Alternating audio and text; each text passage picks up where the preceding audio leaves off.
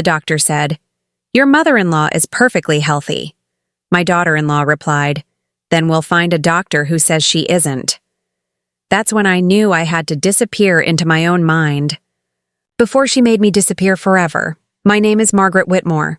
I'm 72 years old, and for the last 127 days I've been pretending to forget my own name. But let me start from the beginning. The day I discovered my daughter-in-law was planning to erase me from existence. It was a Tuesday morning, October 3rd, when I arrived early at Dr. Harrison's office for what I thought was a routine checkup. The waiting room smelled of lavender and old magazines. I sat down with my crossword puzzle book, not knowing that in the next room, my entire life was being discussed like I was already dead. The door to Dr. Harrison's private office was slightly ajar. I heard voices. One was Dr. Harrison's deep professional tone.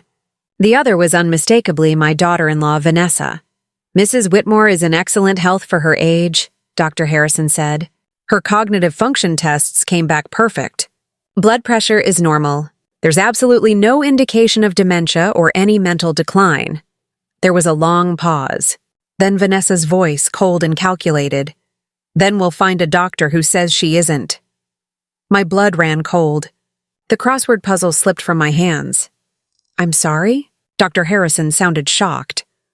"Dr. Harrison, let me be frank," Vanessa continued, her voice dropping to a conspiratorial whisper that somehow carried through that crack in the door. "My mother-in-law is becoming difficult. She refuses to sign over power of attorney. She won't discuss estate planning. She's blocking my husband from accessing family assets that should rightfully be ours. We have children to think about. College funds. Our future."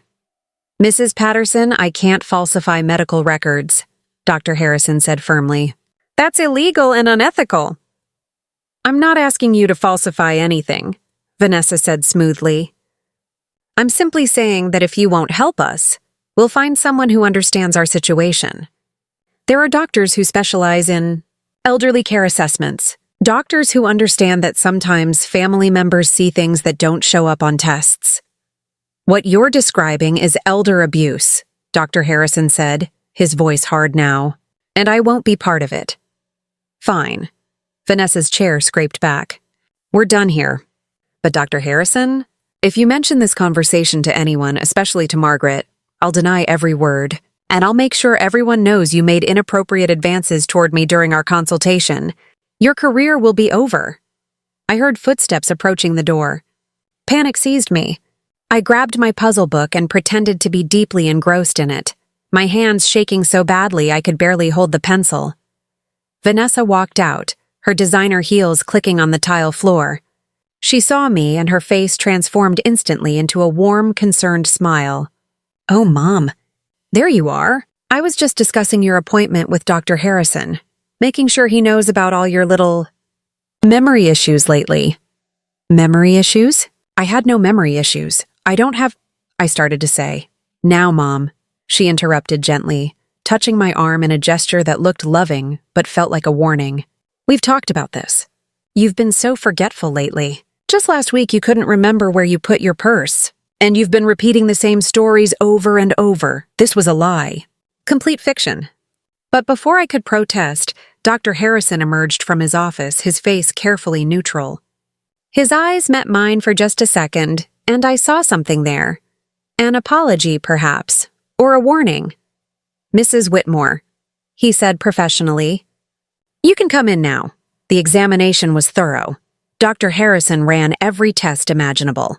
Each time Vanessa tried to interject with a comment about my confusion or forgetfulness, he politely but firmly asked her to wait outside. When we were finally alone, he lowered his voice. "Mrs. Whitmore, I need you to listen very carefully," he said, checking the door. "You are in perfect health. There is nothing wrong with your mind. Do you understand?" I nodded, tears threatening to spill. "Whatever your daughter-in-law is planning," he continued, "document everything. Get a lawyer. Protect yourself. I've filed a report about her attempted coercion, but you need to take action." "She threatened you," I whispered. "I'm not worried about me," he said. "I'm worried about you. People like her. They don't stop until they get what they want. That conversation changed everything. But here's what nobody expected. Instead of fighting back openly, I decided to become exactly what Vanessa wanted me to be. A confused, helpless old woman. Because sometimes the best weapon is the one your enemy hands you. The drive home felt endless. 23 minutes that stretched like hours. Vanessa hummed along to the radio, some pop song about love and freedom, the irony not lost on me. Her perfectly manicured nails, painted in that expensive burgundy shade she favored, tapped the steering wheel in rhythm. Each tap felt like a countdown timer. Tick, tick, tick toward my supposed demise. I stared out the window, watching familiar streets pass by. The coffee shop where Tom and I used to have Sunday breakfast. The park where I'd pushed Michael on the swings. The library where I'd spent 40 years working as a children's librarian, reading stories to generations of kids. My whole life was in this town. My memories, my history, my identity, and this woman beside me, humming carelessly, was planning to erase all of it. "You're quiet," Vanessa said, glancing at me with those calculating blue eyes. "Are you feeling okay, Mom?" Mom. She called me Mom, but the word was hollow. A performance. I'd noticed it years ago, how she used the title like a weapon, warm and loving when others were listening, cold and transactional when we were alone. "Just tired," I said, keeping my voice neutral.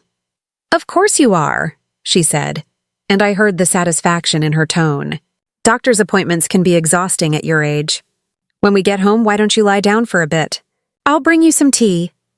Tea. The same tea she'd been bringing me for weeks now, with that slightly bitter aftertaste I'd learned to pour down the sink when she wasn't looking. I had no proof it was anything sinister. Maybe just cheap tea bags. But I trusted nothing from her hands anymore. The house came into view. The 2-story colonial Tom and I had built in 1983. White with blue shutters, a wraparound porch, flower beds I tended myself every spring. Worth $1.2 million now, according to the real estate agent Vanessa had already been consulting. I knew because I'd found the emails. We pulled into the driveway. My house. My life, not for long, if Vanessa had her way. When we got home, my son Michael was in the living room, working on his laptop. The afternoon sun streamed through the bay windows, catching the dust motes in the air, illuminating the framed photos on the mantel, our family history and images. Michael at his high school graduation. Michael on his wedding day, so happy, so naive about the woman he was marrying. David as a baby, as a toddler, growing up in yearly increments. Michael, my only child, the boy I'd raised alone after his father died when he was 12. I'd worked 2 jobs to put him through college. I'd used my savings to help him start his business. I'd been there for every milestone, every crisis, every triumph. "How did the appointment go?" he asked, barely looking up. "Dr. Harrison says your mother is perfectly healthy," Vanessa said, her tone light but with an edge I'd learned to recognize. "But I'm concerned, Michael. She seems so confused lately." "I think we need a second opinion." Michael finally looked up. "Mom, are you feeling okay?" This was my moment. The moment I could tell him everything about the conversation I'd overheard, about Vanessa's threats, about the plot to have me declared incompetent. But I looked at my son's face, tired from work stress, and I saw something that broke my heart. He didn't meet my eyes. He looked at Vanessa first, as if checking for permission to believe me. That's when I knew. He was already under her control. If I told him the truth now, he'd side with her. She'd convince him I was paranoid, delusional, imagining things. She'd speed up her plan. So instead, I did something that would change the next 4 months of my life. "I'm fine, dear," I said. And then I made myself stumble slightly, catching the chair for support. "Just a little tired." "What day is it again?" Vanessa's eyes gleamed with satisfaction. "It's Tuesday, Mom, remember? We talked about this at breakfast. We hadn't talked about anything at breakfast. I'd eaten alone as usual while she did her Pilates in the home gym I'd paid to build." "Oh, yes," I said vaguely. "Tuesday. Of course." Michael frowned with concern. "Mom, maybe Vanessa's right. Maybe we should get you checked out more thoroughly. And just like that, my performance began. That night, I sat in my bedroom, the bedroom in the house my late husband and I had built 40 years ago, and I made a plan. If Vanessa wanted a confused old woman, I'd give her one. But while she was busy celebrating her perceived victory, I'd be collecting evidence. Every lie, every manipulation, every theft. Because I'd discovered something else that day while vaguely searching for my lost reading glasses, which were exactly where I'd left them. I'd found documents in Vanessa's home office. Documents showing that for the past 3 years, she'd been forging my signature on checks. Small amounts at first, $500 here, $1,000 there. Amounts I might not notice from my monthly trust fund distributions. But in the last 6 months, the amounts had grown. $15,000. $25,000, $40,000, tens of thousands of dollars, siphoned from accounts my husband had set up for my security, now funding Vanessa's lifestyle, her shopping sprees, her spa treatments, her investment opportunities that never seemed to return a profit. I'd photocopied everything with the printer in her office. I'd tucked the copies in my bedroom closet, behind the old hat boxes. And now I'd add acting to my list of survival skills. Over the next 2 weeks, I perfected my performance. And let me tell you, pretending to lose your mind is harder than actually losing it. Day 1 was the hardest. I woke up that first morning after Dr. Harrison's office, and for a moment, I forgot what I was supposed to do. Then I saw Vanessa's face at breakfast, that evaluating, measuring look, and I remembered. The performance had begun. "Good morning, Mom," she said brightly, setting a cup of coffee in front of me. "That same bitter-tasting coffee? Did you sleep well?" Yes, I think so," I said, making my hand shake slightly as I reached for the cup. "What day is it?" "It's Wednesday," she said, watching me carefully. "Remember? You have your book club today." I didn't have book club on Wednesdays. I never had. But I nodded uncertainly. "Oh yes, book club. What are we reading again?" "The same book you've been reading for 3 weeks, Mom," she said, with just the right amount of concern mixed with exasperation. Pride and Prejudice. We'd finished Pride and Prejudice 2 months ago. We were currently reading The Night Circus. But I smiled vaguely and said, "Of course." Jane Austen. I love Jane Austen. I started small, forgetting people's names, but not obviously, just occasionally calling Michael Matthew, his middle name, then correcting myself with apologetic confusion. Michael, of course. I don't know why I said Matthew, asking what we were having for dinner when we'd just discussed it an hour ago. Pot roast? But I thought we were having chicken. "We had chicken yesterday, Mom," Vanessa would say with infinite fake patience. "Today is pot roast, leaving cabinet doors open. Forgetting to turn off lights. Losing my reading glasses, which I'd carefully hidden in different places each day, just to find them with confused relief later. I kept a secret journal hidden in my bedroom closet, documenting every staged incident. Day 3. Forgot where I parked the car at grocery store. Wandered parking lot for 15 minutes. Vanessa found me. Made big show of concern in front of other shoppers. Effectiveness. High. 3 witnesses. Day 5. Put salt in coffee instead of sugar. Maid face acted confused. Michael looked genuinely worried. Note to self. This was actually horrible. Don't repeat. Day 7. Left stove on after making tea. Vanessa discovered it. Called Michael at work in panic. He came home early. Overheard them discussing safety concerns. Repeating stories, but only the ones Vanessa had heard before. Never with Michael's friends or our neighbors who might notice the inconsistency. I told her 3 times about the garden center having a sale on rose bushes. Each time I'd start with the same words. "Did I tell you about the sale at Murphy's Garden Center?" And each time she'd say very gently, "Yes, Mom, you mentioned that." But the key was variation. I couldn't be consistently confused. That would seem like an act. So some days I was perfectly fine. Sharp, witty, remembering everything. Those were the days Vanessa would relax her guard slightly, thinking maybe she was wrong. Maybe I was just having senior moments, Then I'd have a bad day. A really bad day. Day 12 was one of those days. I was looking for my late husband, Tom. I wandered through the house calling his name, asking where he'd gone, saying we had to leave for our anniversary dinner. Tom had been dead for 10 years. Michael found me in our old bedroom, holding one of Tom's shirts from the back of the closet, tears streaming down my face. "Dad's not coming back," he said gently, sitting beside me. "Remember?" I looked at him with such genuine pain, because the grief was real, even if the confusion was fake, and said, "He promised he wouldn't leave me." That broke something in Michael. I saw it in his eyes. His mother was disappearing, just like his father had. And there was nothing he could do to stop it. I hated myself for that moment. I really did.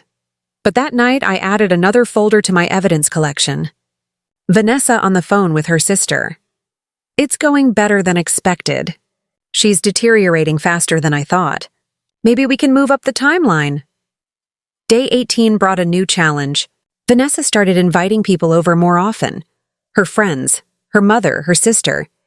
Witnesses to my decline. Her friend Christine came for coffee. Christine with her designer handbag and her pitying looks. Vanessa greeted her at the door with air kisses and conspiratorial whispers I was meant to overhear. They sat in my living room, drinking my expensive coffee, eating the cookies I'd baked. Yes, I still baked. That was one skill I retained because giving it up would have been suspicious. "Margaret, this is my friend Christine, remember?" Vanessa said loudly, slowly, as if I were a child. "You met her at the Christmas party. I'd met Christine a dozen times. I knew her husband's name, Richard, her children's names, Emma and Jack, her dog's name, Biscuit. I knew she played tennis on Tuesdays and volunteered at the animal shelter on weekends. I knew everything about her, but I squinted at her, shook my head uncertainly. I'm sorry, dear. My memory isn't what it used to be. Were you the one with the chocolate cake? No, Mom, that was Susan, Vanessa said, with a meaningful look at Christine. Christine brought the wine. Christine's face softened with sympathy. It's okay, Margaret. It's lovely to see you again. They talked about me like I wasn't there. How long has she been like this? Christine asked in a stage whisper. It started slowly, about 6 months ago. Vanessa lied smoothly. Little things at first, but it's gotten so much worse lately. Last week she got lost coming back from the mailbox. The mailbox, Christine, 20 feet from our front door. That had never happened. Complete fabrication. But Christine nodded sympathetically, buying every word. It must be so hard for you, Christine said. Taking care of her all by yourself. Does Michael help? He tries, Vanessa said, her voice heavy with martyrdom. But he's so busy with work. And honestly, I think it's harder for him to see her like this. She's his mother, you know? It breaks his heart, I wanted to scream. I wanted to stand up and shout that I could hear every word, that I was sitting right there, that I wasn't a piece of furniture or a problem to be discussed. Instead, I smiled vaguely and asked, would anyone like more cookies? That would be lovely, Mom, Vanessa said, then turned to Christine and mouthed, see? After Christine left, Vanessa made notes on her phone. I saw her typing, that satisfied smile on her face.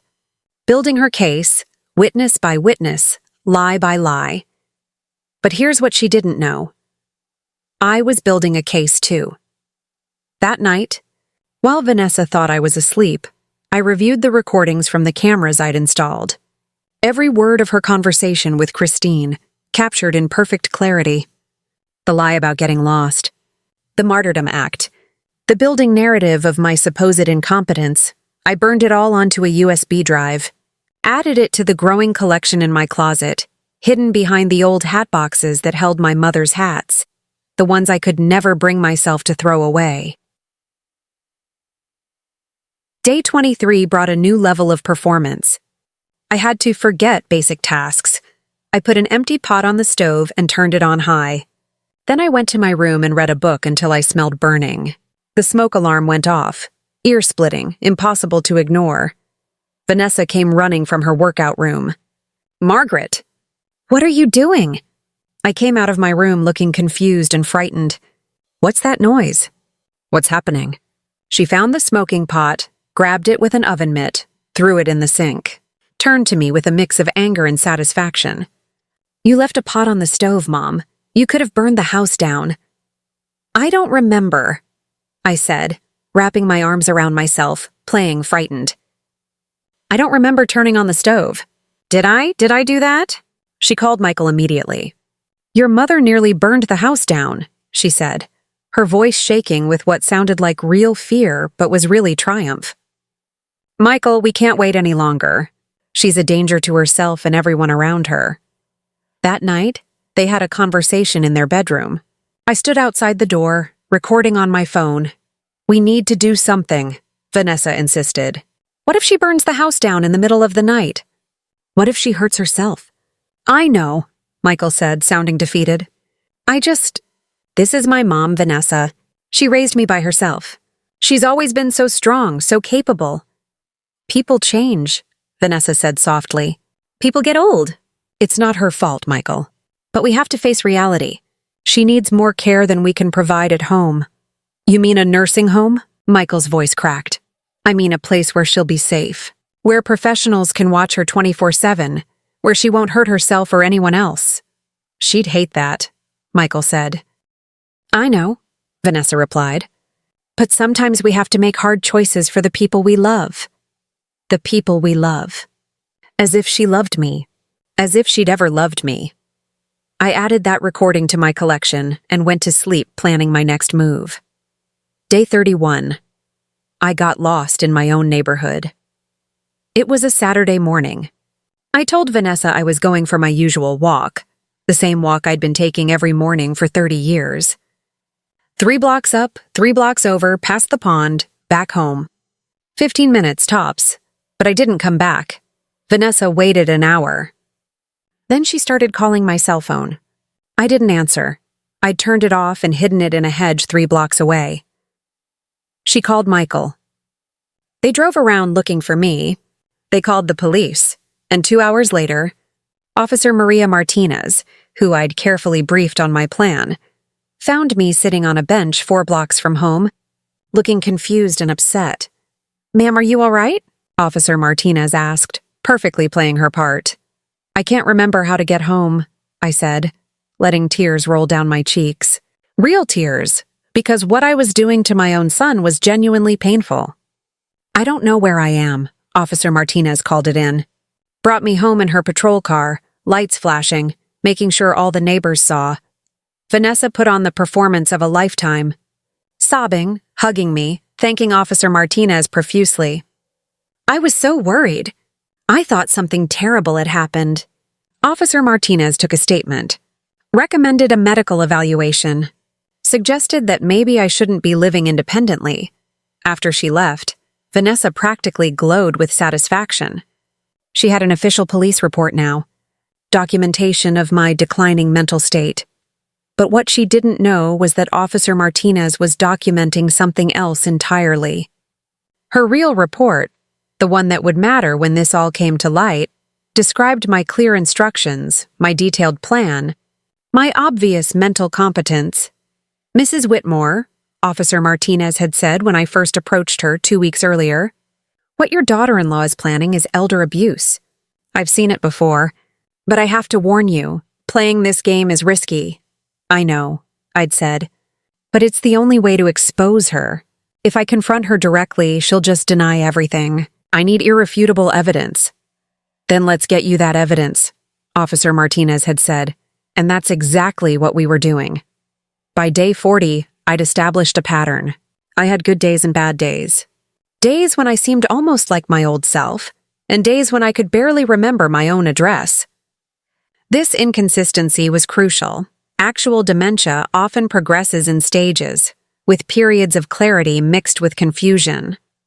I studied it obsessively. I read medical journals. I watched documentaries. I wanted my performance to be flawless. Vanessa documented everything. I'd see her making notes on her phone, photographing dishes I'd supposedly left in strange places. She was staging those. I'd catch her doing it on my hidden cameras. Recording short videos of me confused about the date or the day of the week. She was building her case. Carefully, methodically, thoroughly, but I was building mine too. Every staged incident she photographed, I had the real footage showing her setting it up. Every lie she told about my behavior, I had recordings proving otherwise. Every manipulation, every theft, every scheme, all documented, all preserved, all waiting for the perfect moment to be revealed. I installed tiny cameras in my bedroom, in the kitchen, in the living room. The kind that look like smoke detectors or picture frames. I'd learned about them from a private investigator I'd hired, a woman named Rebecca Torres who specialized in elder abuse cases. Smart thinking, Rebecca had said when I explained my plan. But be careful. If she discovers what you're doing, she won't, I said, because I'm going to be exactly what she expects, a confused old woman who can barely remember her own address. And the cameras caught everything. Vanessa on the phone with her mother. It's working perfectly. Dr. Harrison won't cooperate, but I found another doctor, Dr. Pemberton. He's expensive, but he specializes in these cases. He'll testify that she's incompetent. Vanessa talking to my son. Michael, I know this is hard, but we need to think about power of attorney. If something happens to your mother, we need to be able to access her accounts to pay her bills, to take care of her. Vanessa with her lawyer. How quickly can we move once we have the incompetency declaration? I want this house on the market by spring. Every conversation recorded. Every lie preserved. Every plot documented. But playing dementia takes a toll you can't imagine until you've lived it. There were moments, so many moments, when I'd almost break character. When the weight of pretending to be less than I was became almost unbearable. Like when my grandson David came to visit on day 52. It was a Saturday afternoon. The April sun was warm, the dogwoods were blooming in the yard, and everything looked perfect from the outside. David had gotten his MIT acceptance letter 2 days earlier, and he'd come to share the news in person. He found me on the porch, pretending to doze in my rocking chair, a crossword puzzle abandoned in my lap. I'd actually finished it in pen that morning, but I'd erased most of the answers to maintain my cover. Grandma? He said softly, sitting beside me in your grandfather's old chair. Are you awake? I opened my eyes, made them slightly unfocused. David, is that you, sweetheart? Yeah, it's me. He held up a large envelope with the MIT logo. I got in, Grandma. Early admission. My heart swelled.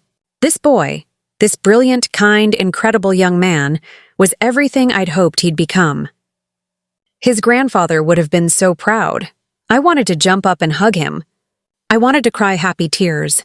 I wanted to talk to him about his grandfather, about how Tom had always dreamed of being an engineer but couldn't afford college, how he'd built our house and our furniture with just his hands and his incredible mind, how David had inherited that same gift for understanding how things worked. Instead, I smiled vaguely and said, That's nice, dear. What school was it again? I saw the pain flash across his face. Quick, then hidden, but I saw it. MIT, Grandma. We talked about it. I've wanted to go there since I was 12, since Grandpa showed me his workshop. Your grandfather, I said, letting my voice waver. Such a good man. Is he here? I should tell him about... Grandma, David said gently, reaching for my hand. Grandpa died, remember? It's been 10 years. I let confusion cloud my face. 10 years? No, that can't be right. I just saw him this morning. He was in his workshop building something. David's eyes filled with tears. He squeezed my hand. You're really sick, aren't you?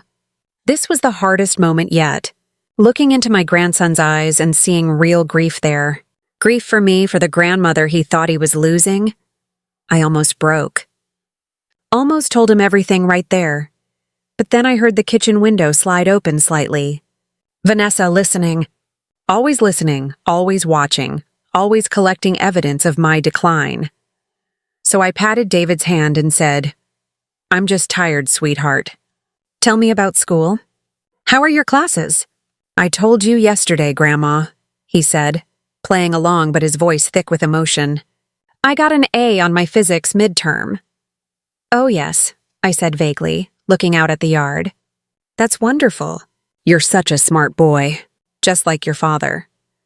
He stayed for another hour, talking to me about college, about his plans, about his dreams.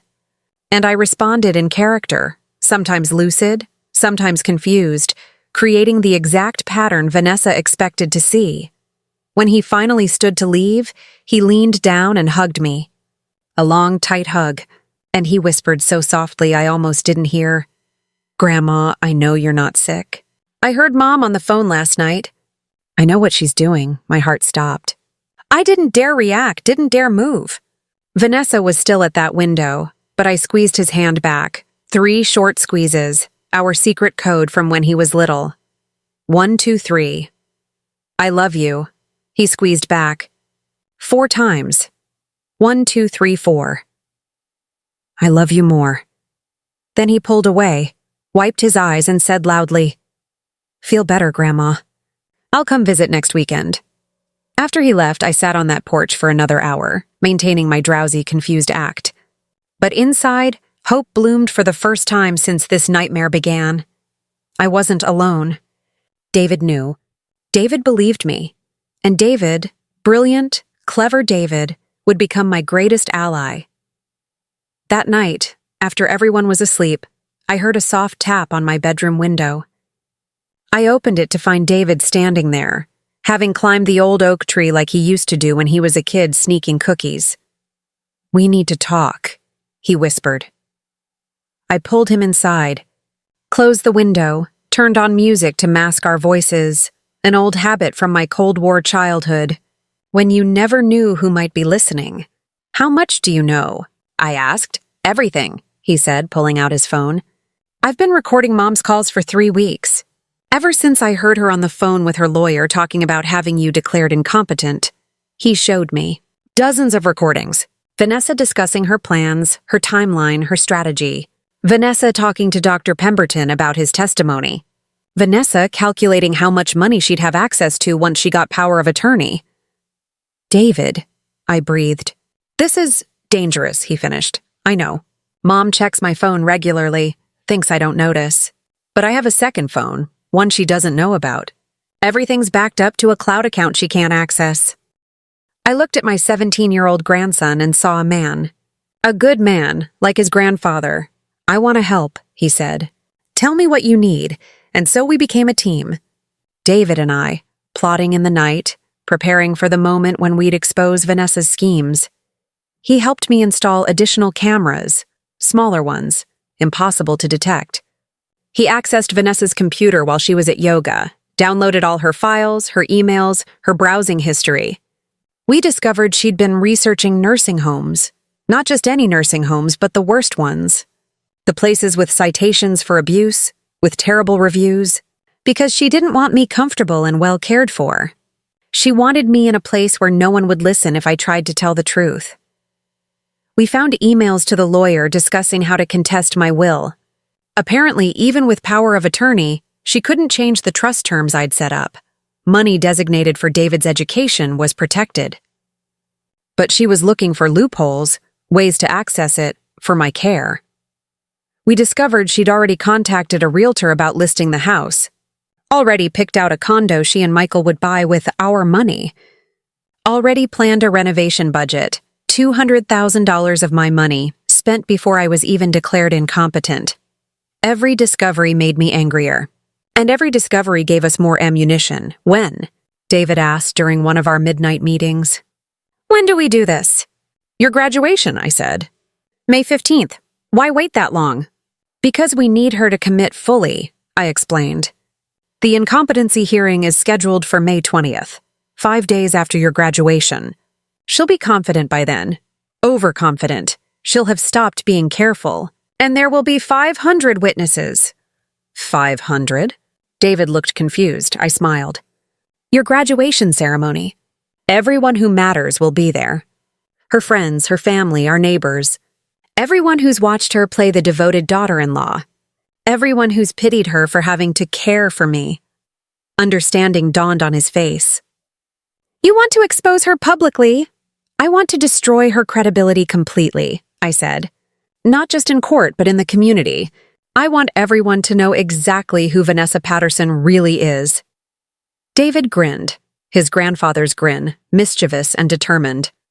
"Grandma, you're kind of brilliant." "I learned from the best," I said, touching the photo of Tom on my nightstand. The next 8 weeks were crucial. We had to maintain the performance while making final preparations. Day 67. I forgot how to work the TV remote. Stood in front of the television pressing buttons randomly, looking increasingly frustrated. Vanessa came to help, her patience clearly wearing thin. "Mom, you just press the red button," she said, demonstrating slowly, as if I were a toddler. "The red button," I repeated, nodding.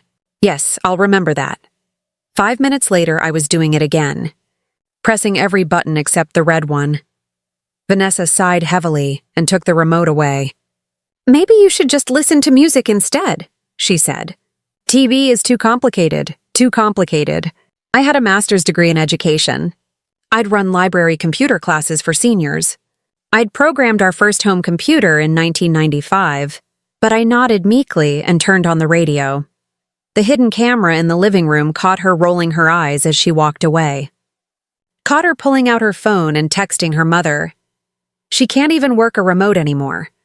This is going to be easier than I thought. Day 73. The jewelry started disappearing.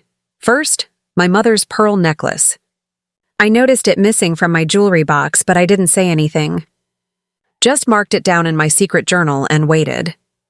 3 days later, Vanessa wore it to brunch with her friends. I saw the photo she posted on Facebook. "Feeling elegant today," with the caption, "My mother's pearls clearly visible around her neck." Then my wedding ring went missing. Not the one I wore every day. That would have been too obvious. But the original ring Tom gave me, the simple gold band we'd bought when we were young and poor.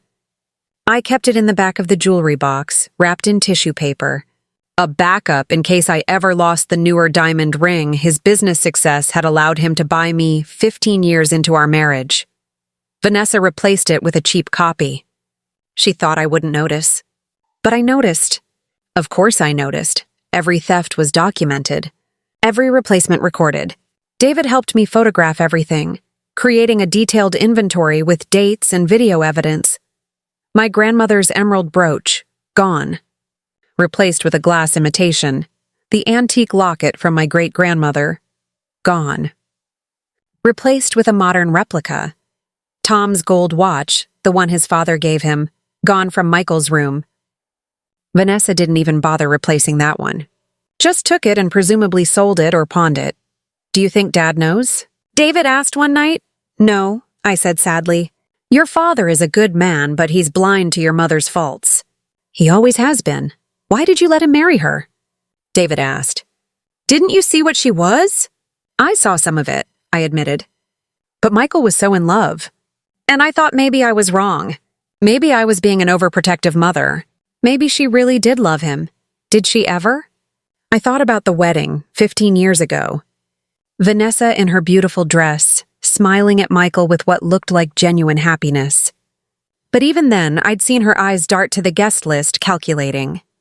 Noting which guests were well-connected, which ones might be useful to her. "I think she loved what he represented," I said. "Success, stability, and me. A wealthy, widowed mother-in-law who would eventually die and leave everything to her only child." "Grandma, that's dark. It's realistic. And it's why we're going to win. Because she's underestimated me my entire life, and she's about to learn that the most dangerous person in any room is the one everyone thinks is harmless." Day 89, Vanessa. Started meeting with Dr. Pemberton regularly. I knew because David tracked her car using an app. Every Tuesday and Thursday at 2 p.m., she drove to his office building downtown. She'd stay for exactly 1 hour, then drive home. Rebecca Torres, my private investigator, managed to get close enough to photograph some of their meetings through the office window. Vanessa handing over cash, multiple envelopes over multiple sessions. Dr. Pemberton making notes, nodding, discussing strategy. "We need to be very careful with this diagnosis." I heard him say in one recording David captured with a directional microphone, He'd learned how to use one specifically for this mission. It needs to be airtight. I'll document progressive cognitive decline, use the right medical terminology. No one will question it. And if someone does? Vanessa asked. Then I have 30 years of credibility in this community. I'm an expert in geriatric psychiatry. My word against an old woman's confusion? Please. We'll be fine. That recording would be his downfall, but he didn't know it yet. Day 103, I had to escalate one more time. I started forgetting to take my medications. Leaving the bottles on the counter, pills scattered, looking confused about which ones to take. Vanessa found me one morning, holding my blood pressure pills and my vitamins, tears streaming down my face. I can't remember which ones are which, I said, genuinely crying because the weight of this performance was crushing me. I can't remember. She took the bottles gently. Too gently? I could see the satisfaction in her eyes. Oh, Mom, she said softly. It's okay. I'll take care of you. I'll organize your pills for you. And she did.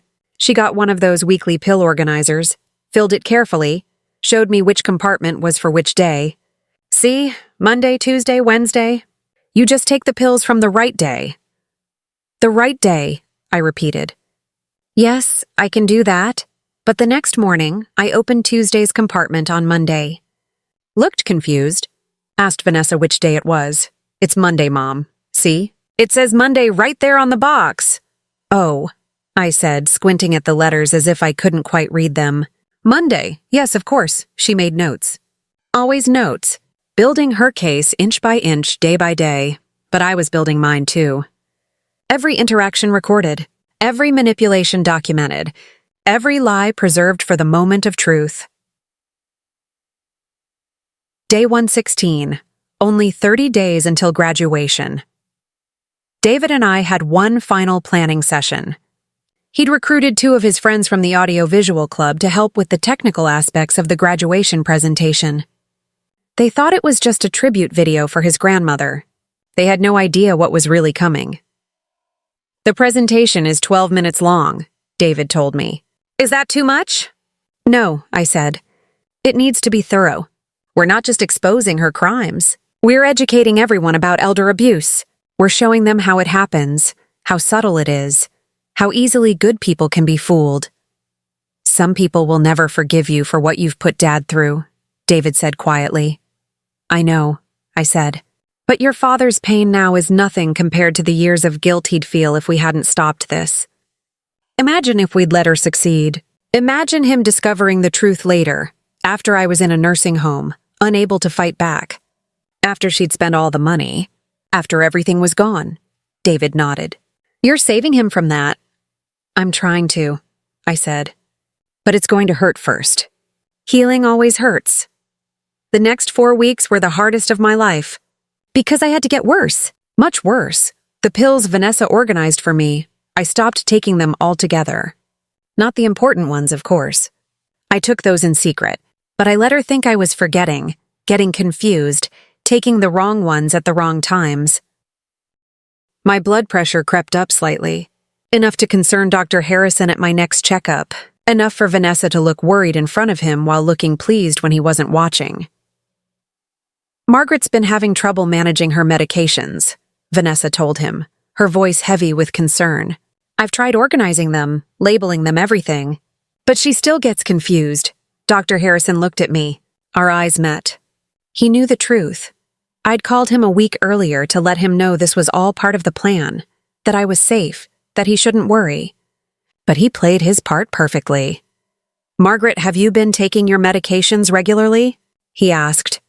I looked at Vanessa, then back at him, then down at my hands. I try to, but there are so many pills, and I can't always remember if I took them or not. Do you want me to set up a medication management service for you? He asked. They can deliver pre-sorted packets, make it easier. That might be good, I said vaguely. After Vanessa stepped out to make a phone call, Dr. Harrison leaned close. Mrs. Whitmore, are you sure about this plan? It's taking a toll on you. I can see it, I'm sure, I whispered back. Just 3 more weeks. And if something goes wrong? It won't, I said. I've planned every detail. Trust me, doctor. This is going to work, he sighed. I hope you're right. Because if you're wrong, you'll be living in a nursing home, and no one will believe your protests. I know, I said. That's why I can't fail. Day 124, 3 weeks until graduation. Vanessa dropped a bomb. Margaret, she said one evening, sitting down across from me at the dining table Michael had built from oak in Tom's old workshop. Michael and I have been talking. We think it might be time to look at some residential facilities for you. Places where you can get professional care. My heart raced, but I kept my face calm, confused. Residential facilities? What do you mean? Assisted living, Mom, Michael said, not meeting my eyes. Places where there are nurses and doctors on staff. Where you'd be safe. But I'm safe here, I said, letting my voice quaver. This is my home. Tom and I built this home. We know, Mom, Michael said gently, but you're not safe here anymore. What if there's another incident with the stove? What if you fall and no one's home? We've scheduled some tours, Vanessa added smoothly. Just to look. You don't have to decide anything today. Tours. She'd already scheduled tours. And I knew from the paperwork David had found in her office exactly which facilities she'd chosen. The worst ones. The ones with the lowest ratings, the highest mortality rates, the most citations. When? I asked. Tomorrow, she said. We'll visit 3 facilities. I think you'll be surprised. They're very nice. Much nicer than you'd expect. They weren't nice. I'd seen the reviews, the reports, the horror stories from families who'd placed loved ones there. But I nodded. Okay, if you think it's best. We do, Mom, Michael said, finally looking at me. And I saw guilt there, but also relief. Relief that someone else would deal with this problem. Relief that he wouldn't have to watch me decline anymore. It broke my heart, but it also hardened my resolve. The next day, we toured 3 facilities. The first was called Sunset Gardens, which sounded peaceful but looked like a prison. Long beige corridors, fluorescent lights, the smell of disinfectant trying and failing to mask other smells. Residents in wheelchairs lining the halls, staring at nothing. As you can see, we have 24-hour medical staff, the director said, a thin woman with cold eyes and a fake smile. Your mother would be very well cared for here. Cared for. One man was crying in his room calling for his daughter. No one responded. I played confused, overwhelmed. It's very big, I said. You'd get used to it, Vanessa said quickly. And think how much safer you'd be. The second facility was worse. Meadowbrook Manor, a name that promised tranquility but delivered negligence.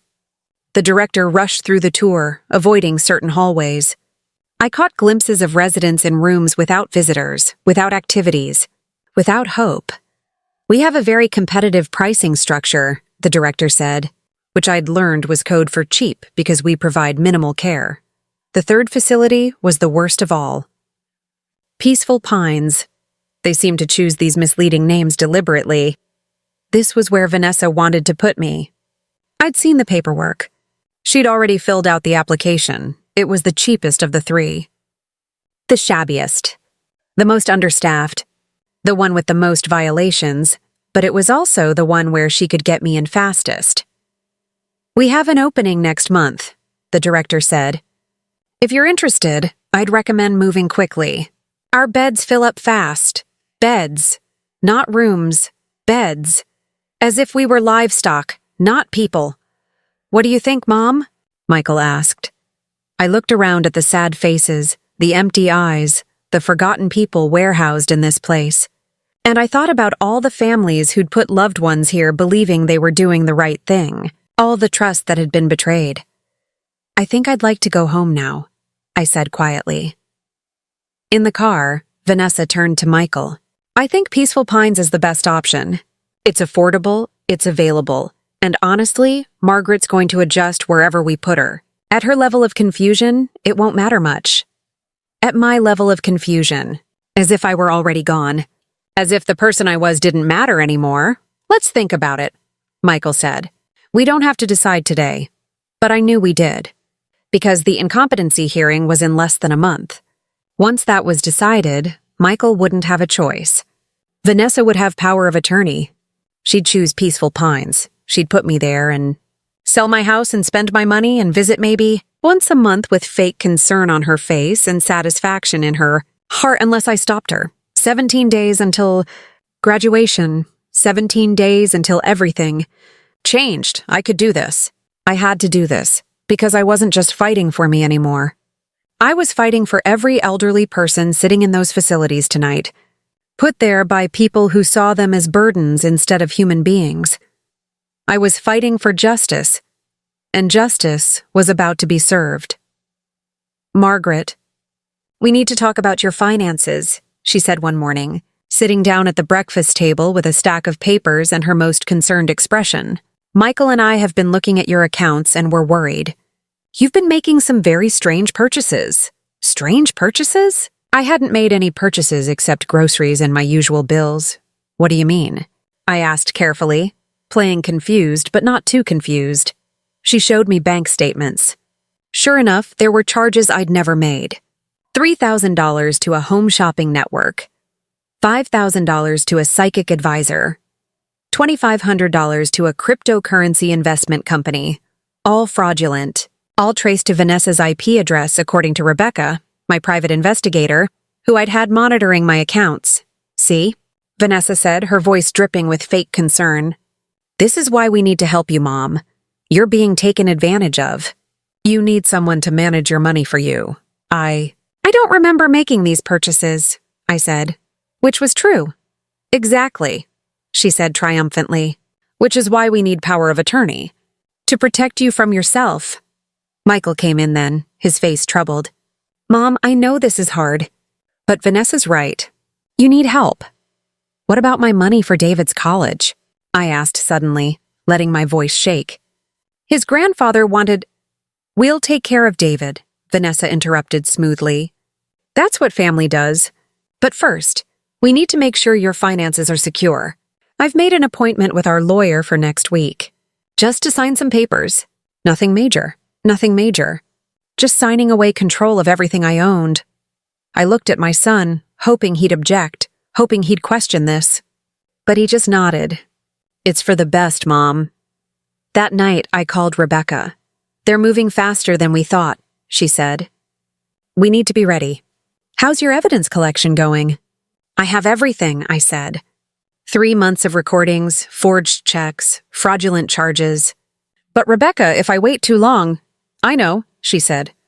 "But we need one more thing. We need her to admit what she's doing. On camera, with witnesses." "How?" I asked. Rebecca was quiet for a moment. Then, "When's your grandson's graduation?" "May 15th, I said. "Why?"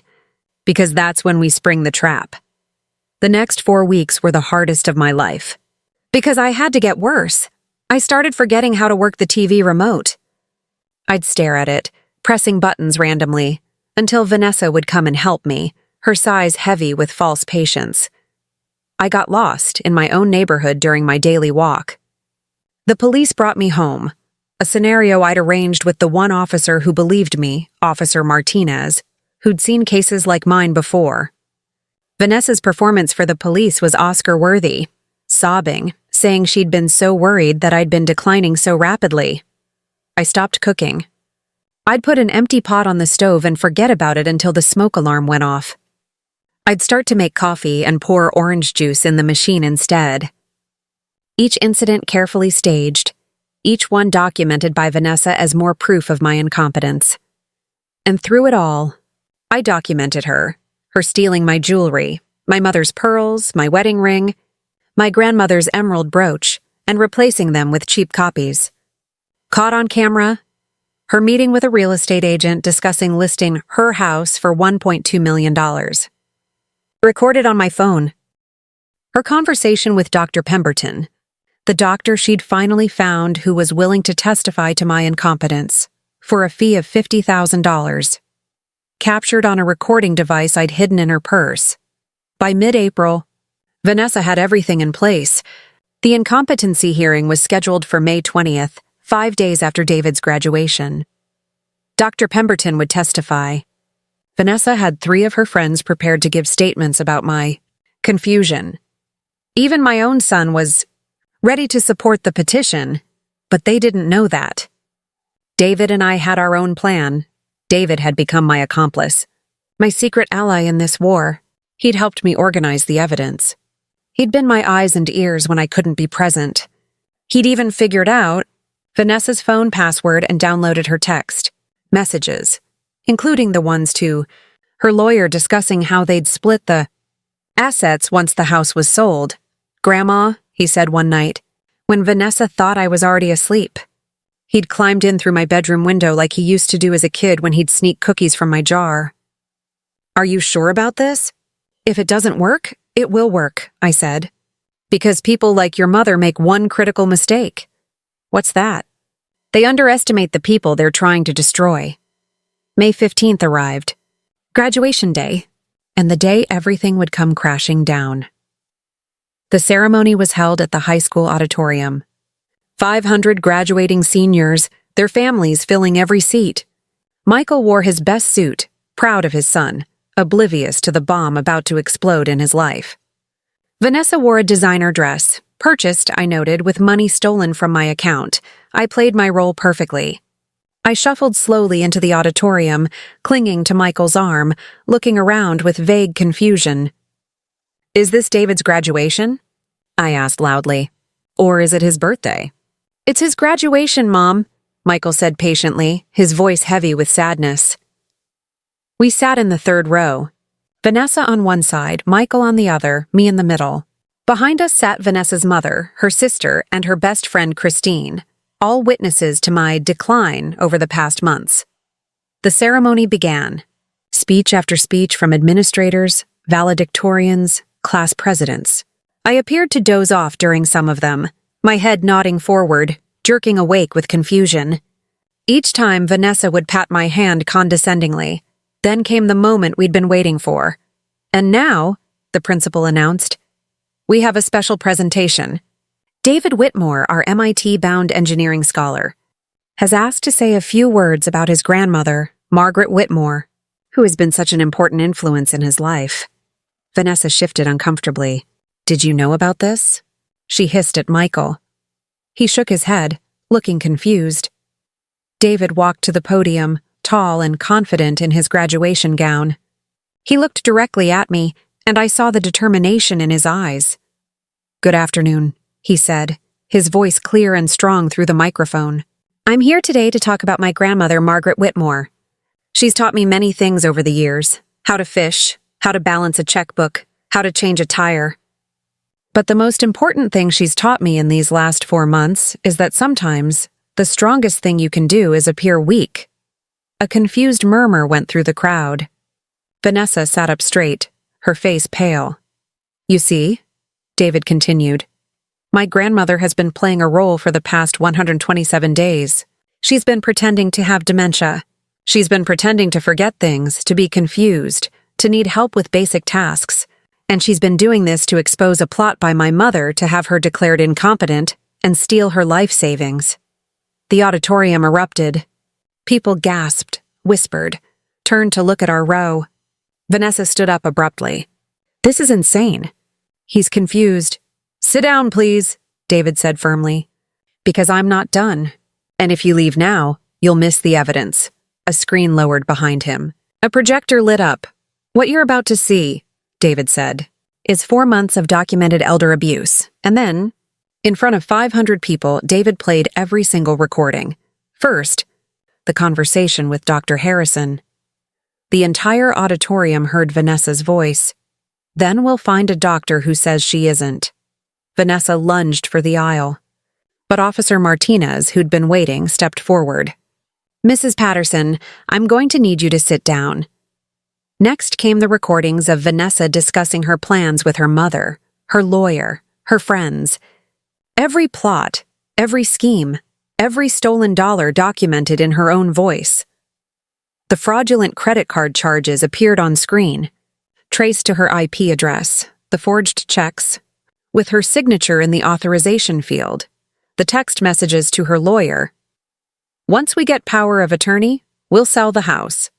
I'm thinking Bermuda for our first vacation with the money. The video of her stealing my jewelry. The recording of her paying Dr. Pemberton to falsify his assessment. By the time the presentation ended, Vanessa was sobbing in her seat. Her mother was white-faced with shock, and my son, my dear, manipulated son, was staring at his wife with absolute horror. David looked out at the crowd. "My grandmother," he said, his voice thick with emotion, "has spent 4 months letting herself be treated like she was losing her mind.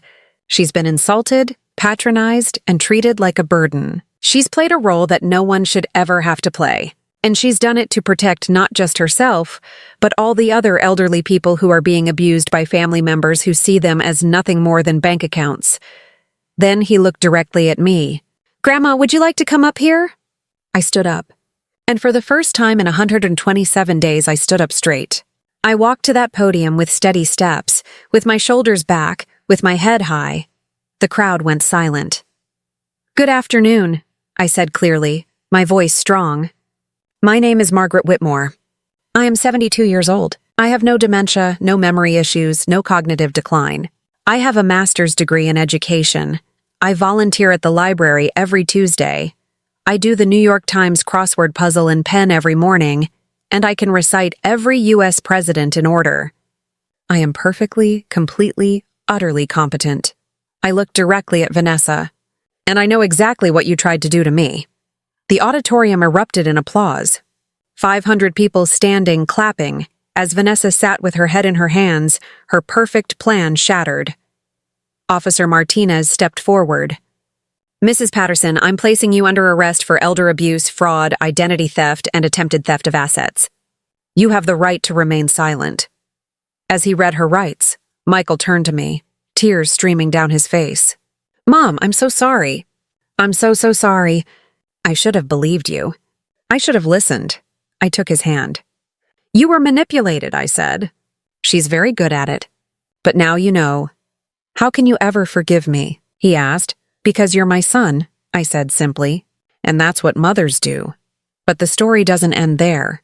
Because the impact of that graduation ceremony went far beyond our family. Someone in the audience had been recording on their phone. By that night, the video had gone viral. "Grandmother fakes dementia to expose daughter-in-law's fraud" was trending on every social media platform. News outlets picked up the story. I was invited on morning shows, news programs, podcasts, but I only accepted the ones that focused on the real issue, elder abuse. "Every year," I told one interviewer, "millions of elderly people are financially exploited by their own family members. And many of them don't have the resources or the ability to fight back like I did. I had education, I had money for a lawyer, I had the physical ability to maintain my pretense. But what about the people who don't?" The response was overwhelming. Thousands of people reached out with their own stories. Adult children stealing from aging parents, spouses manipulating partners with early dementia, caregivers exploiting the people they were supposed to protect. I started a foundation, the Margaret Whitmore Foundation for Elder Protection. We provide free legal services to seniors facing financial abuse. We've helped hundreds of families so far, and we're just getting started. Vanessa pleaded guilty to multiple charges of fraud and elder abuse. She served 18 months in prison and was ordered to pay full restitution, every penny she'd stolen, plus damages. Her lawyer, the one who'd helped her plan the scheme, was disbarred. Dr. Pemberton lost his medical license. Michael and I went to family therapy. It took time, but we rebuilt our relationship. He divorced Vanessa while she was in prison. He's dating now, a kind woman who works at the library where I volunteer. She treats me with respect, asks my advice, includes me in their lives without smothering me. And David? He's thriving at MIT.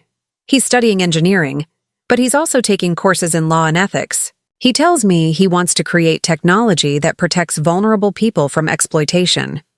"You inspired me, Grandma," he said during his last visit home. "You showed me that being strong doesn't always mean being loud. Sometimes it means being smart." People ask me if I regret those 127 days, if I regret pretending to lose my mind, if I regret the humiliation, If I regret the pain I put myself through, and my answer is always the same, not for a second, because those 127 days taught me something crucial. They taught me that I was stronger than I knew. They taught me that sometimes the best way to win is to let your enemy think they've already won. They taught me that patience, planning, and preparation will always beat manipulation and greed. But most importantly, those 127 days gave me a purpose. Every time I speak to a support group for elderly abuse survivors, I see people who've been made to feel worthless, confused, burdensome. I see people who've internalized the lies their abusers told them, and I tell them my story. I tell them about those 127 days. I tell them that they are not crazy, not confused, not incompetent. I tell them that they have power, even when they feel powerless. I tell them about the doctor who said I was perfectly healthy, and the daughter-in-law who replied, "Then we'll find a doctor who says she isn't." And I tell them how I turned those words into my weapon. Last month, I celebrated my 73rd birthday. David came home from MIT. Michael brought his girlfriend. We had dinner in the house I've owned for 40 years, the house I nearly lost. And we laughed and told stories and made new memories. Before everyone left, David pulled me aside. "Grandma," he said, "I have something for you." He handed me a frame. Inside was a certificate, the first scholarship awarded by the Margaret Whitmore Foundation for Elder Protection. It was going to a woman named Sarah Chen, whose daughter had drained her retirement account. With our help, Sarah had fought back, recovered her money, and was now back in her own home, living independently. "She said to tell you thank you," David said. "She said your story gave her the courage to fight." I looked at that certificate, at Sarah's name, and I thought about all the Sarahs out there. All the people being told they're too old, too confused, too incompetent to control their own lives. And I made a promise, the same promise I make every day. I will fight for them. I will tell my story. I will make sure that what happened to me becomes a cautionary tale for abusers and an inspiration for survivors. Because here's the truth that took me 72 years and 127 days of pretending to lose my mind to fully understand. The people who underestimate you give you the greatest advantage. The people who think you're weak are the easiest to defeat. And the person who tries to take away your power only succeeds if you let them. Now I want to ask you something. If you were in my position, what would you have done? Would you have fought openly from the beginning? Or would you have played the long game like I did? Have you ever had someone in your life who underestimated you? Someone who thought you were weaker, less capable, less intelligent than you really were? What did you do about it? And most importantly, do you know an elderly person in your life who might need protection? Someone whose family seems a little too interested in their finances? Someone who's suddenly forgetting things right when a relative needs money? I need you to pay attention to these signs, because elder abuse happens everywhere, in every neighborhood, in families that look perfect from the outside. If my story helps even one person recognize abuse and take action, then those 127 days of playing dementia were worth every second. Share this story, talk about it, and most importantly, check on the elderly people in your life. Really check. Don't just ask if they're okay. Ask if they feel safe. Ask if anyone's pressuring them about money. Ask if anyone's making them feel confused or incompetent. Because sometimes the people who need help the most are the ones who've been convinced they're the problem. My name is Margaret Whitmore. I'm 73 years old, and I am here to tell you it's never too late to fight back. Remember, the doctor said I was perfectly healthy.